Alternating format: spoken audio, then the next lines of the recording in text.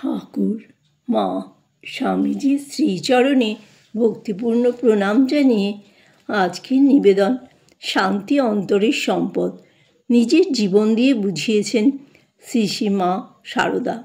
প্রব্রাজিকা আপ্তকাম প্রাণা মাতাজিন। সহ্যগুণ যা থেকে আসে তা হলো ভালোবাসা। মায়ের জীবনে পৃষ্ঠার পর পৃষ্ঠা জুড়ে এই ভালোবাসারই ছবি আঁকা। ভক্ত এসে মনের মতো উপাচার সাজিয়ে তার চরণ পূজা করছে বহুক্ষণ ধরে। একভাবে ঠায় দাঁড়িয়ে ঘেমে নিয়ে একসা হয়ে তার পূজা গ্রহণ করছেন তিনি। সন্তানের মনোবাসনা অপূর্ণ রাখবেন না বলেই। আবার পূজা শেষ হওয়া মাত্র তিনিই ছুটলেন ভক্তের জন্য রান্না করতে। সন্তানদের কত অন্যায় আচরণ, কত অবুঝ আবদার সহ্য করেছেন মা, শুধু ভালোবেসে। এক ভক্ত একবার প্রণাম করতে এসে মায়ের পায়ের আঙ্গুলে সজোরে মাথা ঠুকে দেন, কেননা যতদিন ব্যথা থাকবে ততদিন মা তাকে মনে রাখবেন। একবার এক ভক্ত মায়ের অন্নপ্রসাদ শুকিয়ে নিয়ে যেতে চান। দুপুরে মায়ের খাওয়ার পর অন্নপ্রসাদ রোদে রেখে কাকের থেকে রক্ষা করার জন্য সারা দুপুর পাহারা দেবেন ভাবেন, কিন্তু একটু তামাক খেয়ে আসবেন ভেবে ঘরে গিয়ে ঘুমিয়ে পড়েন। কয়েক ঘন্টা পর রোদ পড়লে তার ঘুম ভাঙে। তাড়াতাড়ি উঠোনে ফিরে এসে দেখেন মা বসে পাহারা দিচ্ছেন। সন্তানের জন্য মা নিজের অত্যাবশ্যক বিশ্রামটুকু বাদ দিলেন। এগুলি ভালোবেসে সহ্যের দৃষ্টান্ত। শ্রীমা সারদার অসামান্য সহ্যগুণ শ্রীরামকৃষ্ণেরও শ্রদ্ধা আকর্ষণ করেছিল। এক মহিলা ভক্তকে তিনি বলেছিলেন, ওর সহ্যগুণ কত, ওকে নমস্কার। ওপরে কথিত দুরকম সহ্যের ক্ষেত্রেই মানসিক প্রশান্তি কখনো নষ্ট হয় না, কারণ অন্যের অসঙ্গত আচরণ নিজের মনে কোনো তরঙ্গ উৎপন্ন করে না। বাইরের জগৎ তো গীতার 2য় অধ্যায় স্থিতপ্রজ্ঞ নয়, তাই জগৎ থেকে অসঙ্গত অসংযত আচরণের অভিঘাত আসবেই। আমাদের মনটিকেই সেই অভিঘাত সামলানোর উপযোগী করে গড়ে তুলতে হবে। অন্তর থেকে যদি সকলকে ভালোবাসা যায় তবেই এই সন্তোষ, এই সহ্যগুণ সম্ভব। মায়ের জীবন থেকে আমরা যদি এই ভালোবাসার শিক্ষা নিতে পারি তাহলেই জীবনের সর্বক্ষেত্রে মনের প্রশান্তি বজায় রেখে চলতে পারব। আমিত্ব ছিল না বলেই অনায়াসে সারদা দেবী হতে পেরেছিলেন সহিষ্ণুতার প্রতিমূর্তি, সহ্যগুণের পরাকাষ্ঠা। মায়ের একটি ডঙ্কামারা বাণী, সহ্যের সমান গুণ নাই, সন্তোষের সমান ধন নেই। এই সহ্য আর সন্তোষ মানসিক শান্তি বজায় রাখার অপরিহার্য অঙ্গ। আমাদের অন্তরে আমিত্ব তথা অহংকার ভালো মতো থাকে বলেই কেউ কোনো কথা বললে আমাদের মনে লাগে, অথচ ঘটিবাটি একসঙ্গে থাকলে যেমন শব্দ অনিবার্য, তেমনই সংসারে একাধিক মানুষ একসঙ্গে থাকলে মতান্তর অনিবার্য। তা থেকেই আসে নানা কথা, ঝগড়াঝাঁটি। মা বলছেন, কেউ একটি কথা বললেই বা দুটো শব্দ বই তো নয়, অনেক সময় অন্যকে বুঝতে চেষ্টা করি না বলেই মনে আঘাত বেশি লাগে। ভেবে দেখি না সে কেন এমন কথাটি বলল। হয়তো আমারই কোনো কঠোর কথার উত্তরে সেও একটি কঠোর বাক্য প্রয়োগ করে ফেলেছে। যদি একটু সহিষ্ণু হই, গ্রহিষ্ণু হই, তাহলে অন্যের সঙ্গে আমাদের ব্যবহার অনেকখানি মসৃণ হয়ে যায়। সংসারে এবং সমাজে বহুজনকে নিয়ে চলতে গেলে ভালো ব্যবহার তথা মূল সহনশীলতা একান্ত প্রয়োজন। নিজের শান্তি এবং অপরের শান্তি সুস্থিত রাখার এটিও একটি উপায়। মনোমালিন্য মনে জিয়ে রেখে দেওয়ার মধ্যেও থেকে যায় অশান্তির বীজ। শ্রীমার জীবনের যে ঘটনাগুলি আমাদের মনে বেদনা বহন করে আনে, সেগুলি তার নিজের মনে কখনো কোনো রেখাপাতই করেনি। বলতেন, আহা, তিনি অর্থাৎ শ্রীরামকৃষ্ণ আমার সঙ্গে কী ব্যবহারই করতেন। একদিনও মনে ব্যথা পাওয়ার মতো কিছু বলেননি, কখনো ফুলটি দিয়েও ঘা দেননি। আজকের দৃষ্টিতে কত অসুবিধার মধ্যে থেকেও মা বলে গিয়েছেন, হৃদয়ের মধ্যে যেন আনন্দের পূর্ণঘট বসানো আছে, এমন অনুভব তার সর্বদা হতো। শান্তি লাভের জন্য মায়ের জীবন থেকে আরেকটি বিষয়ে আমরা শিক্ষা নিতে পারি। নিজেকে ভুলে নিজের কষ্টের কথা না ভেবে অন্যের কথা ভাবা, অন্যের জন্য কিছু করা। রামকৃষ্ণ সংঘের অষ্টম অধ্যক্ষ স্বামী মাধবানন্দজি একবার স্বামী লোকেশ্বরানন্দজিকে এই মর্মে উপদেশ দিয়েছিলেন। সেই সময় কোনো কারণে লোকেশ্বরানন্দজি কিছুদিন ধরে মনোকষ্টে ভোগ করছিলেন। মাধবানন্দজি তখন সাধারণ সম্পাদক। তাকে লোকেশ্বরানন্দজি নিজের কষ্টের কথা জানালে তিনি বলেছিলেন, নিজের দুঃখ ভুলে যাওয়ার সবচেয়ে ভালো পন্থা অন্যের দুঃখ নিয়ে ভাবা।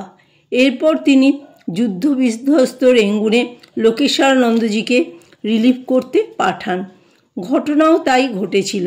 লোকেশ্বরানন্দজি সেখানকার মানুষের দুঃখ দেখে নিজের দুঃখ সত্যিই ভুলে গিয়েছিলেন। আমরাও নিজের দুঃখকে বড় করে না দেখে যদি অন্যের কথা ভাবি, অন্যেরা আরও কত বেশি কষ্টে আছে তা বোঝার চেষ্টা করি, তাহলে মনের শান্তি অনেকখানি ফিরে আসবে। মা দক্ষিণেশ্বরে নহবতে প্রায় 12 বছর ছিলেন।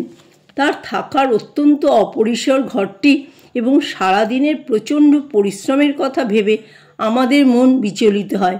কিন্তু মায়ের বয়ান অনুযায়ী তখন তার হৃদয়ে আনন্দের পূর্ণ ঘট স্থাপিত ছিল। নিজের কষ্টের প্রতি দিকপাত করেননি বলেই তার মনে শান্তি ও আনন্দের অভাব হয়নি।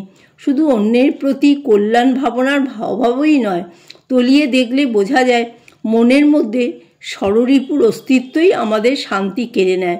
লোভ তার মধ্যে প্রধান।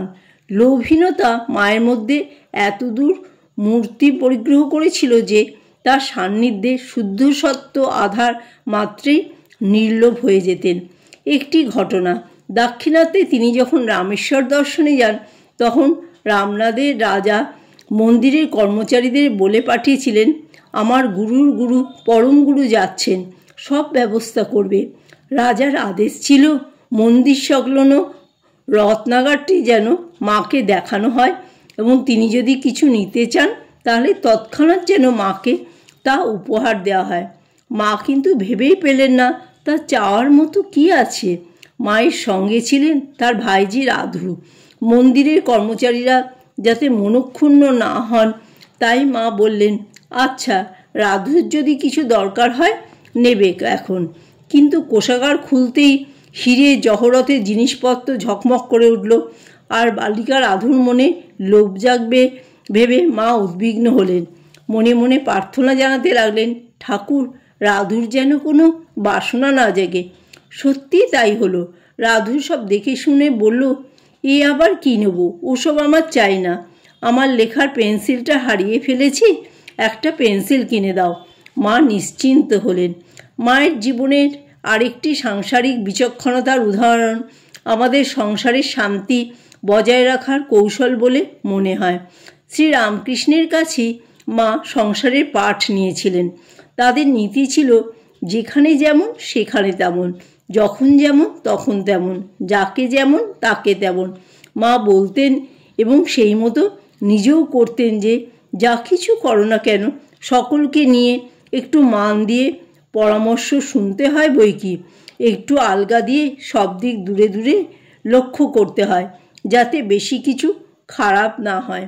সব লোককে কিছু কিছু অধিকার দিয়ে নিজেকে একটু নিচু হয়ে চলতে হয়।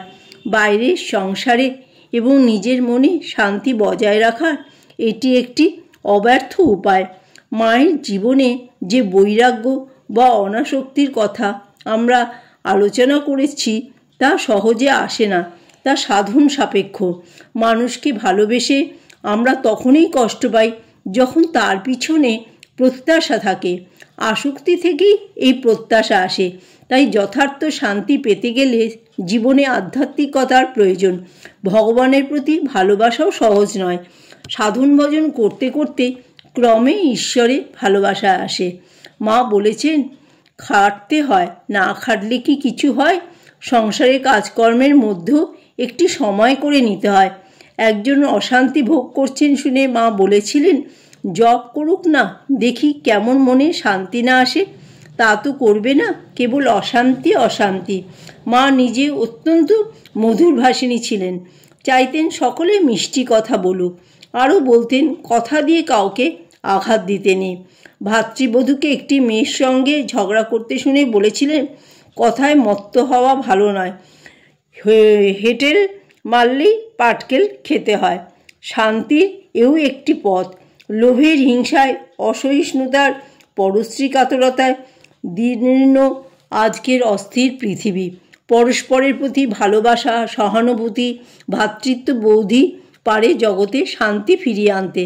হাজার হাজার বছর ধরে ভারতবর্ষে যে বসুধৈব কুটুম্বকম এর বাণী উদ্গীত হয়েছে, সেই বাণীরই মূর্ত রূপ শ্রীমা সারদা। তার শেষ উপদেশ ছিল, যদি শান্তি চাও কারো দোষ দেখবে না, জগৎকে আপনার করে নিতে শেখো। কেউ পর নয়, জগৎ তোমার। সমগ্র জীবনেই এই শাশ্বত ভারতীয় ভাবটিকে ধরে তিনি যাপন করেছিলেন। মায়ের জীবনব্যাপী প্রতিটি আচরণ এই ভাবটির প্রতিধ্বনি। তার এই উপদেশটি যদি আমরা ব্যক্তি জীবনে পালন করি, তাহলে তো অক্ষয় শান্তির অধিকার পাবই। আর যদি ব্যষ্টির গণ্ডি ছাড়িয়ে সমষ্টি জীবনে দেশে দেশে রূপায়িত করতে পারি, তবে বিশ্বৈক্য সাধিত হতে পারে। শ্রী শ্রী মা আমাদের শুভ মতি দিন, আমাদের শুভ পথে পরিচালিত করুন।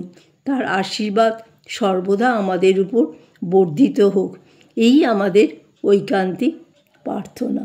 জয় মা সারদা।